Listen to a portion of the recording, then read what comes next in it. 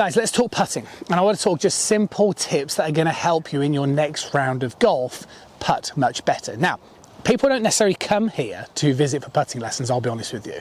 But what does happen is people come here to visit for swing lessons, and then once we're happy with what we're doing on the swing, they will ask me to have a little look at the short game, and we'll come over here and I'll have a little look at some stuff, and I see the same sort of problems all the time. Now, the problem is, with loads of golfers, and it's exactly the problem that I used to have, is golfers get too wristy, okay, like this.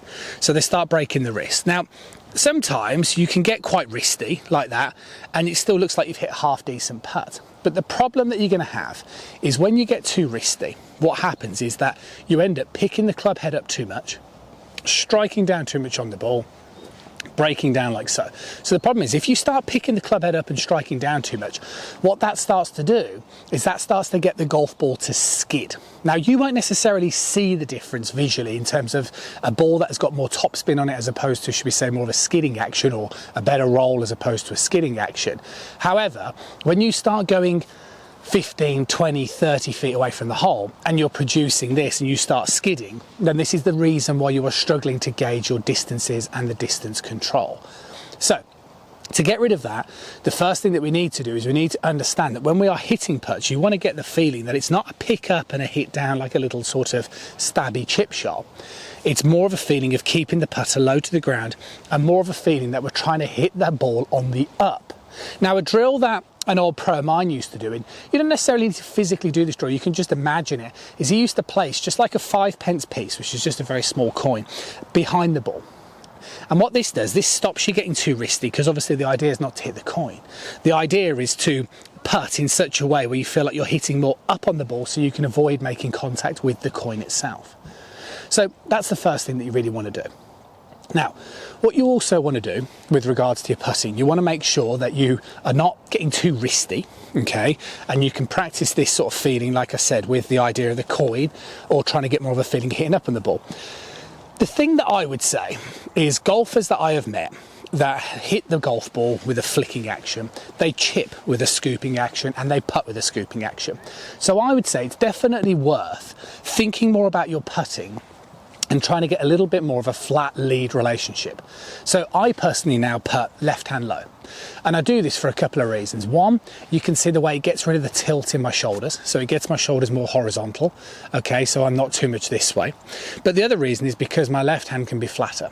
And I've also experimented with things like R-block over recent time as well, which works really well, because you've got to think about the back of your left wrist relationship to your club face. Okay, and if you are wristy and you're breaking it down and flicking, then the club face is going to struggle to stay really stable. So what we want to do is we want to try and take our setup position and maybe hold a bit further down on the putter, so the lead wrist becomes a lot flatter. And then when you are putting, you want to get this feeling of swinging a little bit more on the up, but you want to make sure that your left arm, so your left forearm and your wrist, stay at the same angle that they did at address.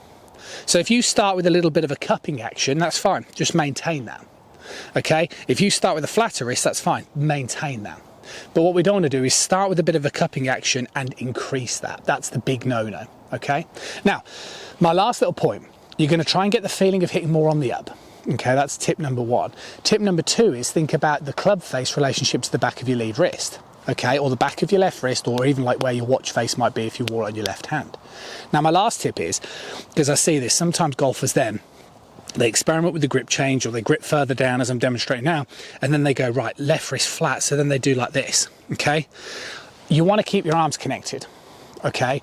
So there is going to be a little bit of a rocking motion of the body. So it's not just arms like this, there is going to be a little bit of body motion in there as well as you swing through. So the way you practice that is make sure your lead arm stays connected. And an easy way is put your trail hand on the top of your lead arm as I'm demonstrating here, and then just hit some putts. And what that will do is that will ensure that your lead arm stays nice and connected to your body, it doesn't get too disconnected, and it will naturally encourage you to move to help the club to go through. And if you can put those three tips together, what you will start to do is you will start to improve the quality of your strike with putting. This will mean that you're more likely going to stick it with inside 3 to 4 feet from those sort of distances, you know, 15, 20, 25, 30 feet. But you still need to practice that conversion rate, otherwise you're still going to end up 3-putting. So let me know. I'll see you guys again really soon.